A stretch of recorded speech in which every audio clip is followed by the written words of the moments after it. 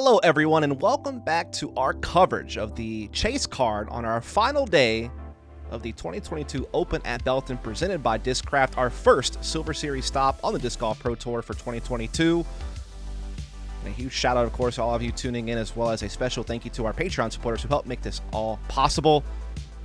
And I am Dustin Mouret, covering it here solo to finish things out here for the finals, as we have a great card for you here. Paul McBeth, 4 under on the front 9, but still 4 strokes behind our leader, Chris Dickerson.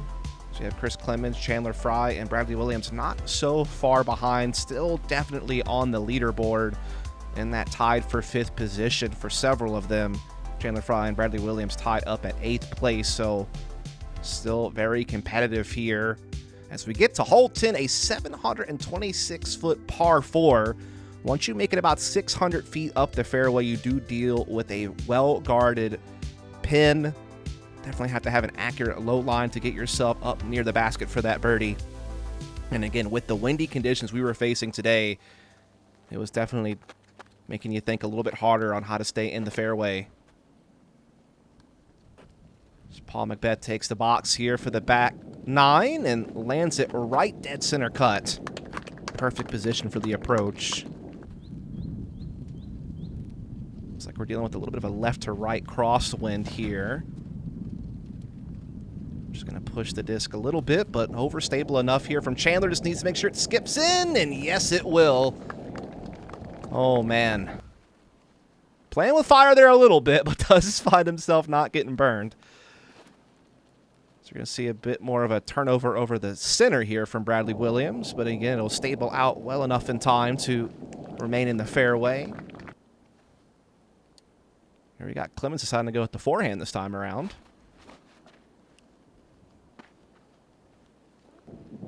And it will stable out nicely. Definitely a guy who's known for being able to punch those forehands very far up the fairway, and he does so yet again here. So Bradley's first to act on the approach, and again, as you can see, that guarded green, something to think about.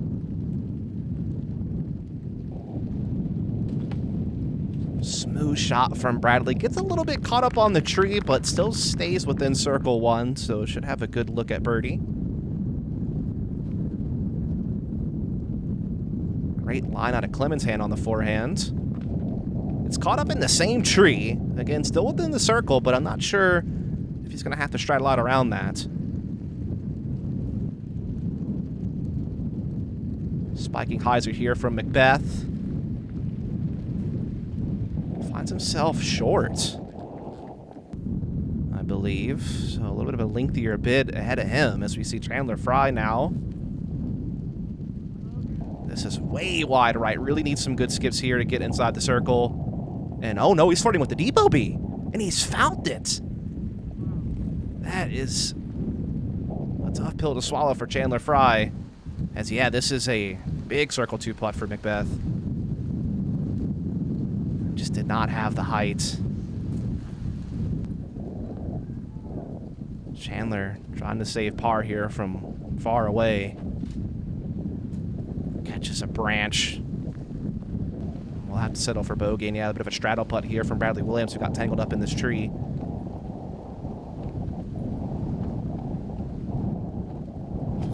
Oh! Bit of a bounce, but nonetheless finds its target.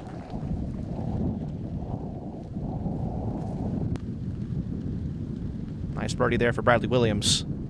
So we see Clemons, yeah, having to get low and straddle out, and actually winds up coming up short on the putt because of it. And again, that's the threat of this hole with how well guarded this green is. So McBeth will punch in the par putt.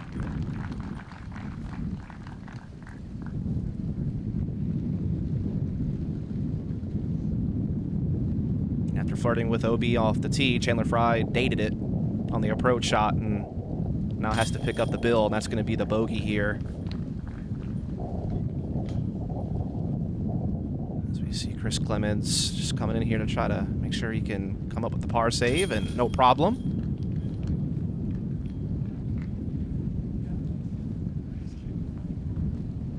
So we're now on hole 11, a 293-foot par 3 double island. Road essentially plays as a river, need to land before it or after it. And then, of course, we have a few bushes on the green to contend with, as well as that OB line coming in just on the backside of the mound. And in windy conditions, it does make it a bit trickier to angle things just right. But this looks good out of Bradley Williams' hand. Tracking the baskets. Oh! Thought for a second he was going to draw a medal. Nice shot, though, nonetheless, and we'll be in the circle for his birdie putt.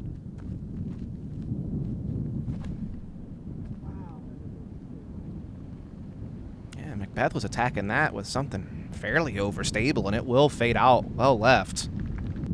Outside of the circle for sure. Let's see, Clemons lining up that forehand.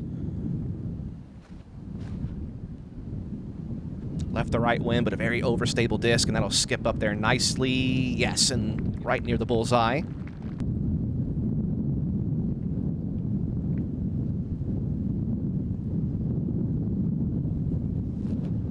And that's low. That needs to get forward in a hurry, and it does get a great skip. And actually nestles up there on the edge of the circle, so not a bad escape there from Chandler Fry. As we see McBeth here near the OB line.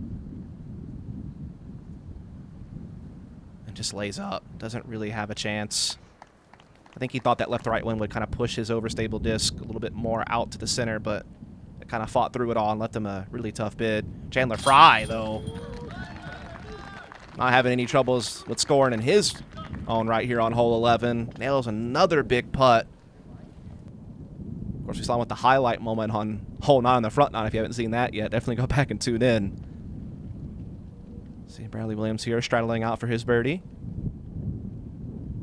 And that will stick. Great work on this hole from Bradley Williams.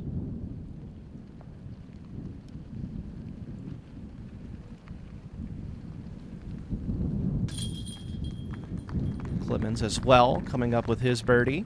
And McBeth will have to settle for the par. So we're about to head into another very difficult hole, and we're starting to run out of room for our chase card members to catch up to Dickerson, who's still a few strokes out in front. As it will be hole number 12, 369 foot. Basket has been pushed up the hill more since the previous year, and that gap is about 300 feet down the fairway, and only 25 feet across. It requires a very accurate shot to get near the green, and then you have to have something that can really penetrate up the hill if you want a chance at birdie. Backhand roller here from Bradley Williams. Is that going to get over right enough? It does. And it kind of fizzles out there on that left-hand side. And we see all kinds of shots on this hole to try to attack it, whether it be rollers or flexing forehands, or in Clemens' case, it's the lefty. He will be going for that flexing backhand. But that just comes out so early. And it will get tangled up, and there's no telling what kind of look he's going to have from there to approach the pin. It's going to be very tricky business over there. As Chandler Fry laces it down the fairway, very near the gap, and while that gets tangled up, it looks like he should still be able to approach for his par, as we see McBeth going for that flexing forehand. Needs to fight out sooner.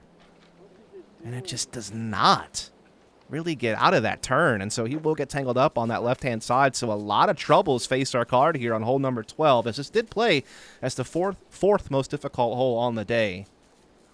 Not many birdies to be had, that's for sure. Only 9% of the field finding the score on this one. We'll see if any of these players can figure it out. As, I mean, considering what Clemons was faced with, that was not a bad approach at all. That was really well done. We'll be able to get his par.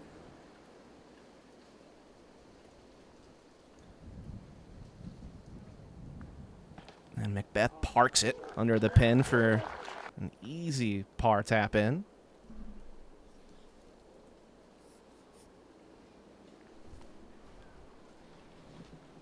A flick from Bradley Williams will also find its mark no problem. So no one really taking a big number here on this hole, but scoring has been hard to come by, as it had been all day for our competitors.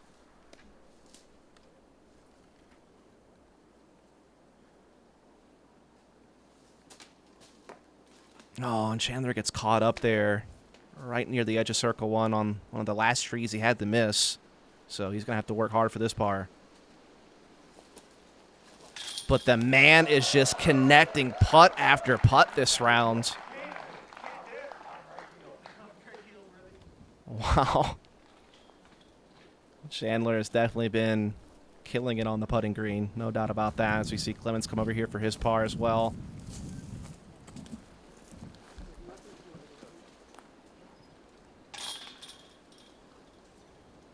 So it should be just really tap-ins from here. So no high drama, but again, with Dickerson pulling out in front, those scoring opportunities are starting to become less and less available.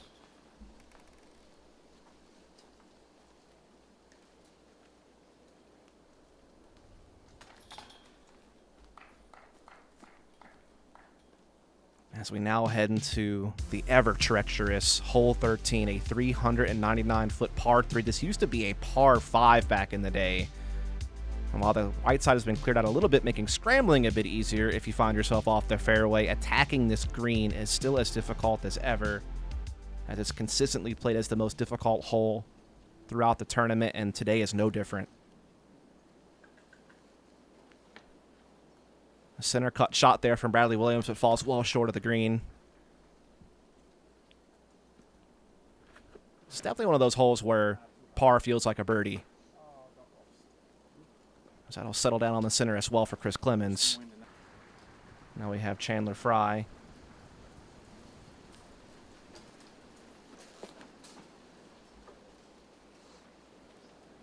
Actually, it makes some good progress, but still well away from that first circle.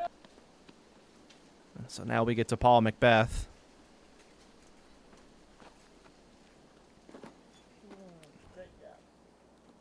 Not quite getting as much turn as he had hoped. Still rides forward a good ways and may have an just outside circle 2 look at the basket.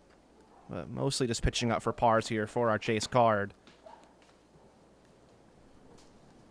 As on the day, this hole was playing .78 over par. Only 2 birdies were found on our final day here on hole 13.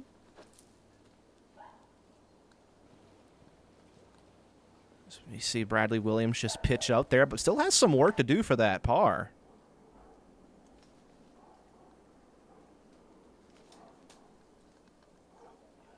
And what a scramble to try to salvage something on this hole. That was no easy task, but he's gotten it done.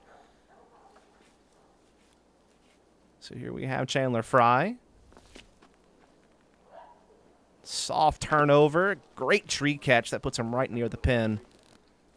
And here is Paul McBeth, our best shot off the tee, but still a lengthy bit ahead. Puts a stepper out there, but falls short. We'll just settle here near the pole. We'll walk away with the par.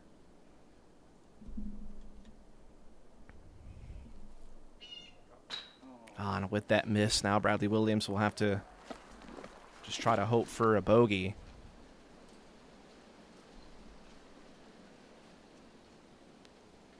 And that will stick. So a bogey for Bradley Williams.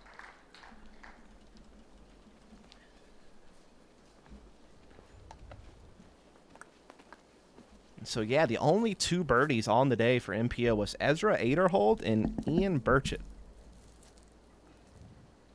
And for Ezra, it was a big circle 2 putt to get it done. So, again, parking this basket has just been such a challenge.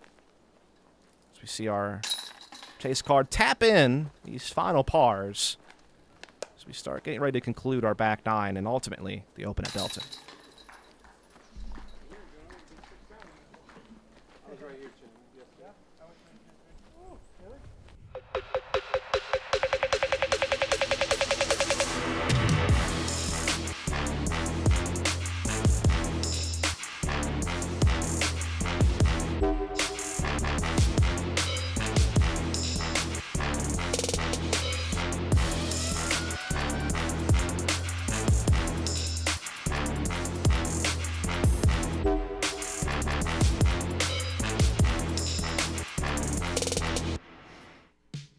Let's pick it back up here on the back nine. We're on hole 14, a 354-foot par 3. Requires you to get off that initial gap off the tee, have that left to right moving shot towards the pin, usually the forehand for our right-handed players. Definitely a skinny gap, though, off the tee. Makes you think just a little bit.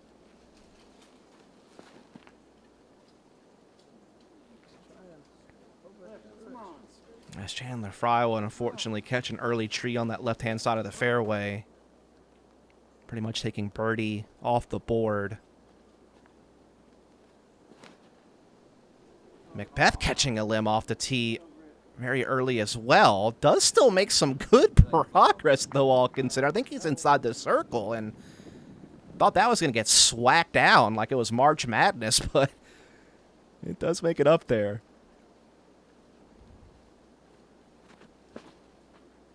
High swinging hyzer forehand here from Bradley Williams. Doesn't quite carry as far over as he had liked.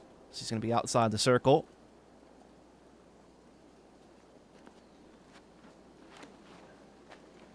Clemons ripping the backhand. Just needs some favorable ground action to skip over there into the circle. And we'll hover very close to the edge, but not quite there.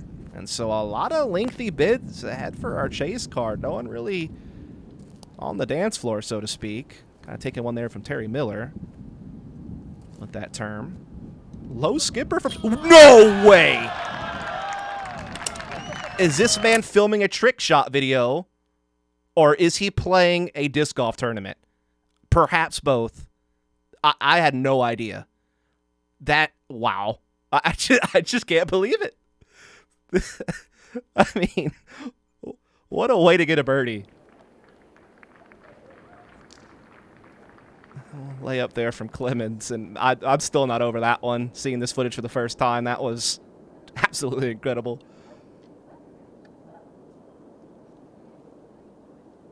Oh, just a little low there from Bradley. So here we go from McBeth. And he sticks one in there as well. Great birdie there from Paul McBeth, but still, Chandler Fry takes the cake on this hole, that's for sure.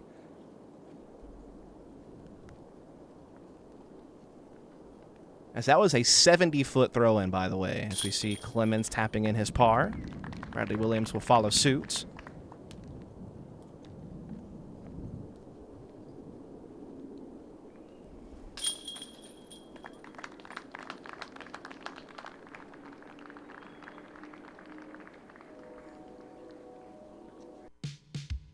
And with those fireworks now behind us, let's head into hole 15, the 620-foot par 4.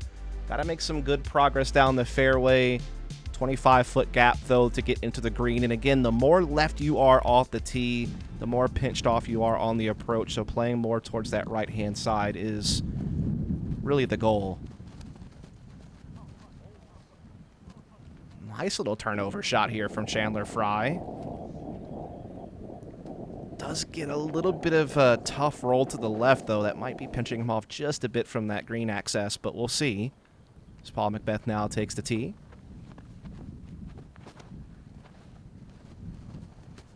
And that is a great straight shot there. It's way down the fairway, right next to the approach to the green. Should have no problems getting up there for birdie now.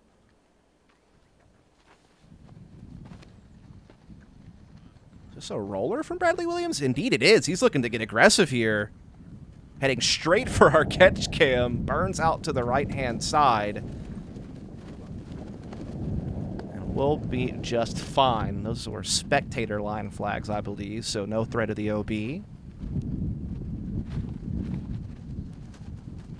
And yeah, that is just an overturned forehand from Chris Clemons, unfortunately. Looking to play that flexing forehand, but just got too much angle on it. Lengthy approach now ahead of him here, but looks like he's handled it just fine. Great skip into circle one there. Still a chance at birdie despite the troubles off the tee.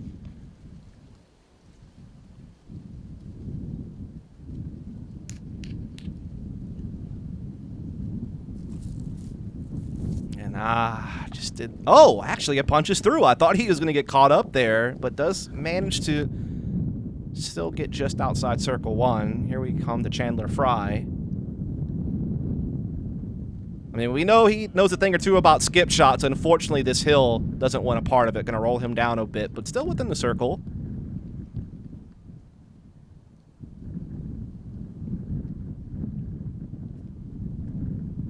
A nice, smooth little chip up there from McBeth will put him near the bullseye for his birdie.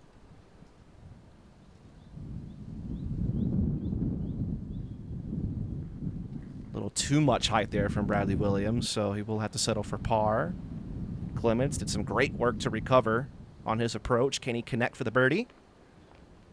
The answer is yes. Dead center there from Clemons. Great birdie to pick up.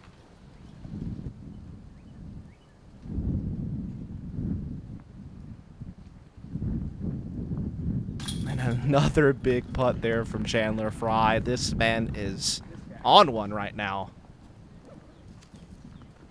He's had a lot of big moments throughout this final round as we see McBeth lining up for his birdie.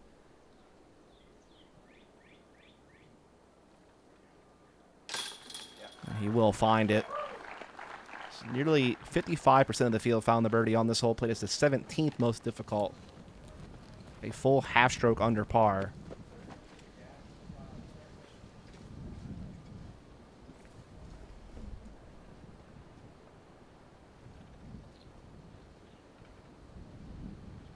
Bradley Williams will tap in for par.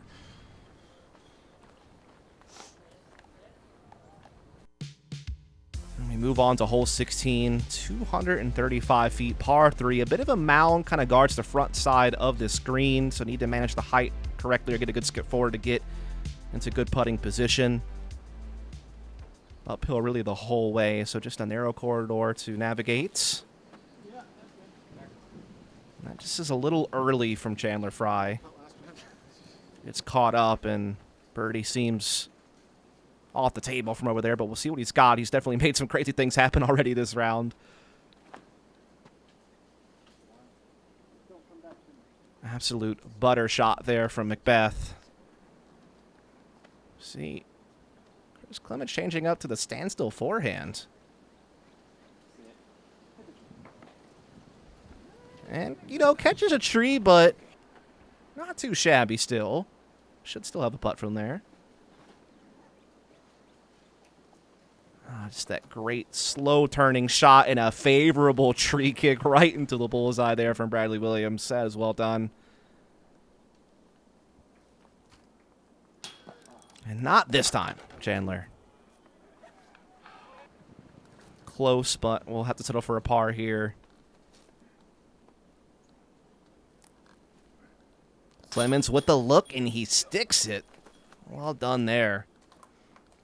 Back-to-back birdies from Clemons to get himself just a couple behind Paul McBeth, who sits at second place, but that separation's about to grow as there you have it. McBeth finding his birdie as well. Still a few strokes off Dickerson, but solidly in second place.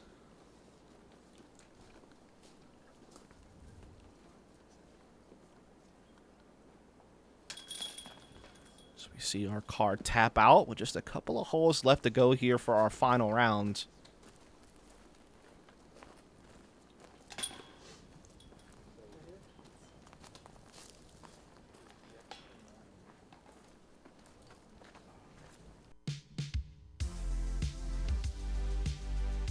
So we head into hole 17, a very tricky green here on our 577-foot par 4. Often see players just throw a forehand, if they're right-handed that is, or the lefty backhand to get out of the tunnel and approaching.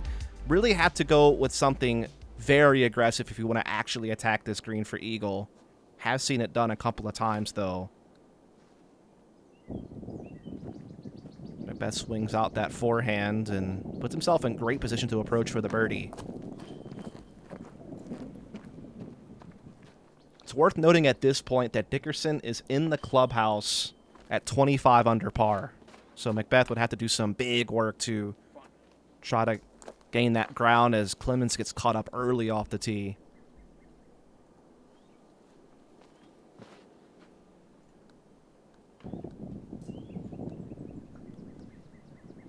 Solid shot there.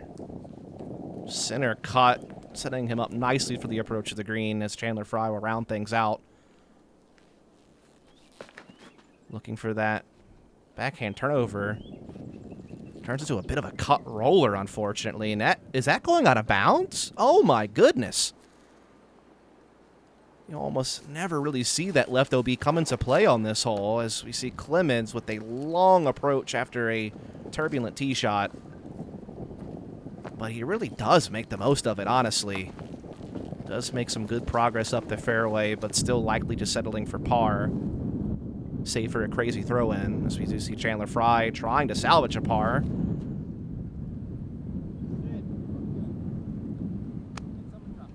Needs it to sit, but instead flies over the green.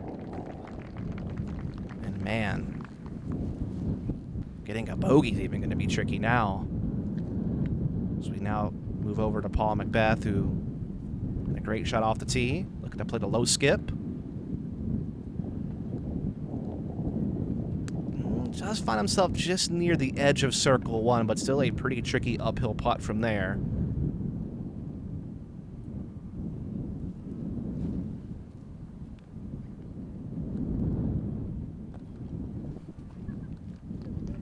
Bradley Williams with a similar situation facing him after a bit of a tough roll, as we see now Clemons. Sticks one up there nicely, so we'll be able to escape with the par. And this is for par here for Chandler, I think. And no, hits the basket. So yeah, it's going to be a bogey.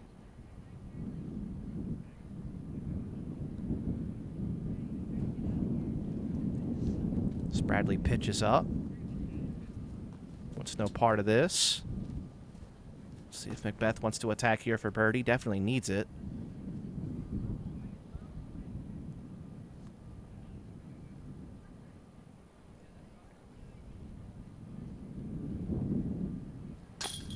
And just falls out. Looks so close from this angle. Not sure quite what happened, but the scorecard will read a par, and that really puts first place out of contention. Chandler Fry will indeed settle for the bogey, and the rest of our card members just looking to tap in some pars as we head into our final hole, the chase card. And oh, another missed putt there. So looks like a bogey's going to be found. I believe that was Bradley Williams putting from the backside. So now come up to Clemons. We'll find the par.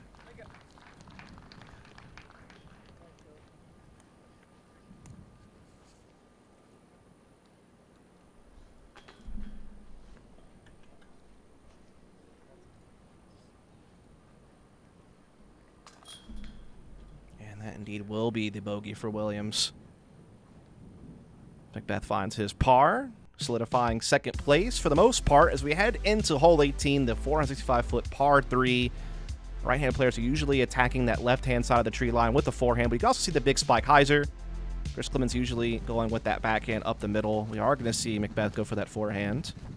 Definitely has the power to get there. That is a big shot out of the hand from McBeth. And he will reach the green and gets well within circle one.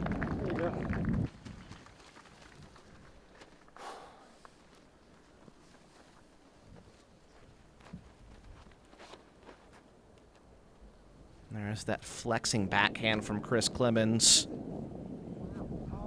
He's going to get caught up in that tree line. Should be able to manage the approach for par, though, from there.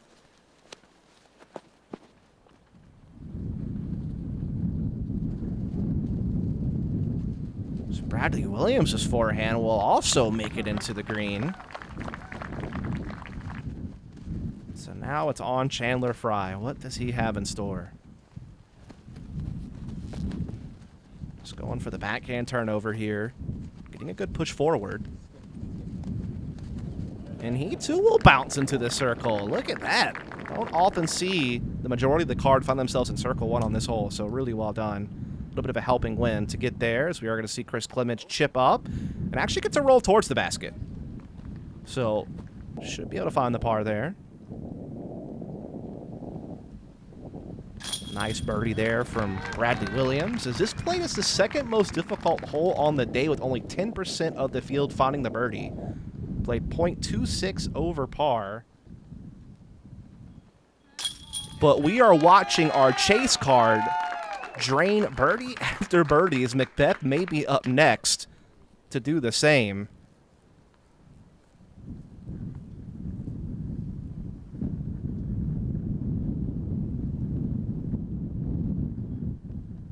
And he will find it on that left side. So this was probably the best overall card performance on this hole on the day, with 3 birdies being found out of the probably only 10 that happened on the day.